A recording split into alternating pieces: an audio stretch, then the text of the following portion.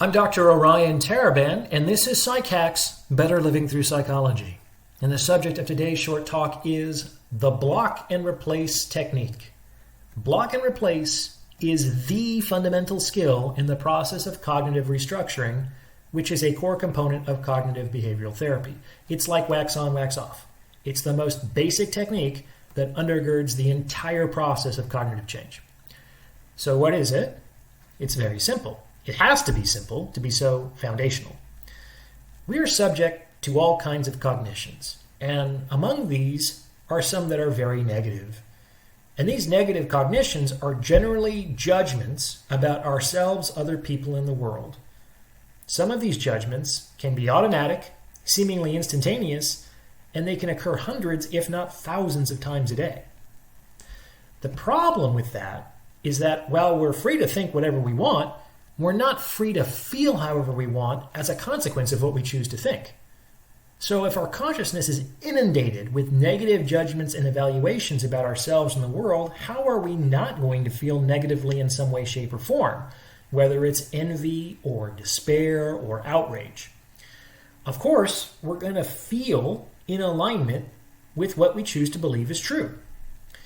So once we begin to be more mindfully aware of the negative judgments we're subject to experiencing in our consciousness, and we're ready to make a change, we take advantage of the block and replace technique to do so. The first step is to block that thought, to actually say no to it, either in the privacy of your own mind or even more effectively out loud. Say, no, I don't want to think that thought right now. No, that's not true. Sometimes we have to stand up to bullies. And many of our biggest bullies may exist within our own minds. Remember that our thoughts are not always our friends. So, no, that's not true. I'm not a piece of shit. I'm not unlovable. I'm not incompetent. It's not true that nothing good ever happens to me, or whatever happens to be the bent of your particular bully. Okay, so far so good. The second step is to replace that thought. In changing any habit, you're only going to get so far if all you're trying to do is to not do what you don't want to do. A better strategy is to not do what you don't want to do and replace that behavior with something you do want to do. And the key here with respect to cognitive restructuring is not to replace the negative judgment with the unrealistic positive alternative. We don't replace I'm a piece of shit with I'm God's gift to humanity, because let's face it, that's also not true.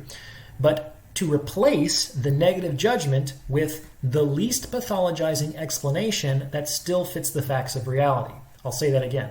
We replace the negative judgment with the least pathologizing explanation that still fits the facts of reality. So we're not going to bury our heads in the sand and be Pollyanna-ish. Our explanations need to fit reality. But they need to be the least pathologizing interpretations of that reality. And we'll know we've done this correctly if our replacement successfully mitigates our emotional response. Reality is neutral. It just is. It doesn't contain desire or aversion, approach or avoid. Those things live in us. Reality just is what it is. So we know that we're closer to that objective bare bones reality if our models of reality don't provoke much of an emotional reaction one way or another. So for example, I could say, no, I'm not a worthless human being. While it's true that I've made some mistakes in the past, I'm actively working to improve and I'm generally a good enough person. It's hard to disagree with that statement.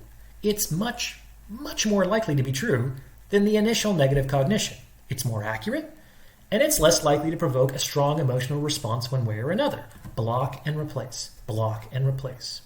In the beginning, you may have to do this 10,000 times a day, but maybe the next day, you'll only have to do it 9,900 times a day.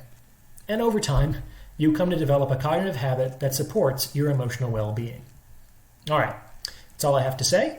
If you have a topic you would like discussed in a future episode, or would like to set up a consultation, you can contact me at psychackspodcast@gmail.com. Talk to you soon.